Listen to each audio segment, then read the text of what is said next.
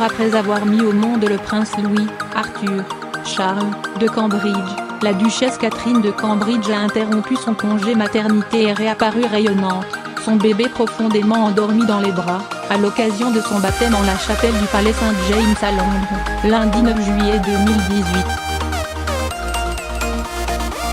Alors que se déroulait la courte cérémonie, conduite à partir de 16h heure locale, par l'archevêque de Canterbury Justin Welby, le palais de Kensington diffusait déjà sur son compte Instagram une vidéo de l'arrivée du bébé, de ses parents, de son frère et de sa sœur ainsi que de certains des proches conviés, en comité très restreint, à cet événement privé.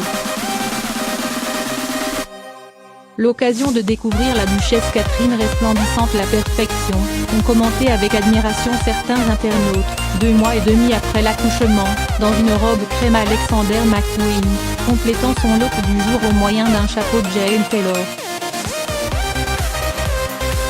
La couleur de sa tenue, comme lors des baptêmes de ses 2 plus grands enfants, le prince George et la princesse Charlotte, se devait d'être assortie à la teinte de la robe baptismale portée par le prince Louis, comme pas moins de 7 bébés royaux avant lui. Il s'agit d'une réplique, œuvre de la styliste personnelle de la reine Elisabeth II, Angela Kelly, de celle qui avait servi pour le baptême de la fille aînée de la reine Victoria en 1841 et a ensuite été portée à maintes reprises, y compris par le prince Charles et ses fils William et Harry. Désormais trop fragile pour être utilisée, il a fallu la remplacer.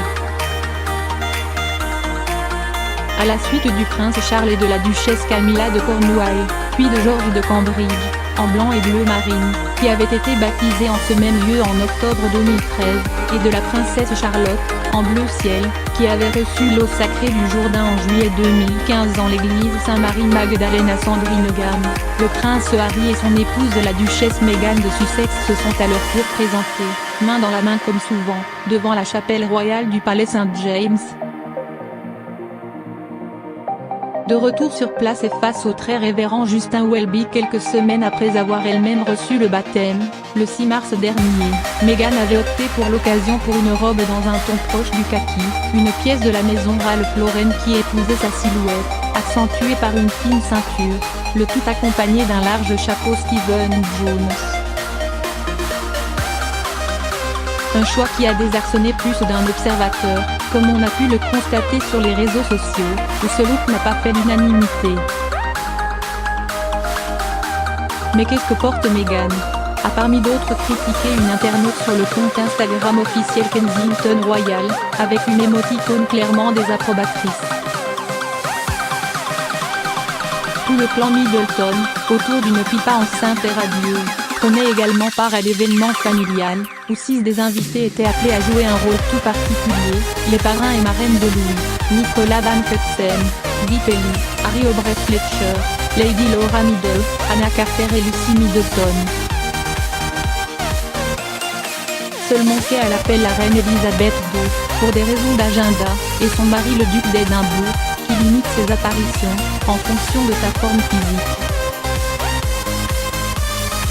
Au terme de la cérémonie d'une quarantaine de minutes, tous se retrouvaient à Clarence House, fief du prince Charles situé non loin du palais Saint-James, pour quelques festivités, autour de part du gâteau de mariage de William et Kate, c'était en 2011, mais, grâce à l'alcool qu'elle contient, la création de la pâtissière Fiona Kern est toujours comestible et a même déjà été servie au baptême de George et Charlotte. Une tea party au cours de laquelle Matt Holyoake, qui avait signé en 2017 les photos officielles du 70e anniversaire de mariage de la reine Elisabeth II et du duc d'Édimbourg, devait réaliser les images officielles du baptême, à découvrir très prochainement.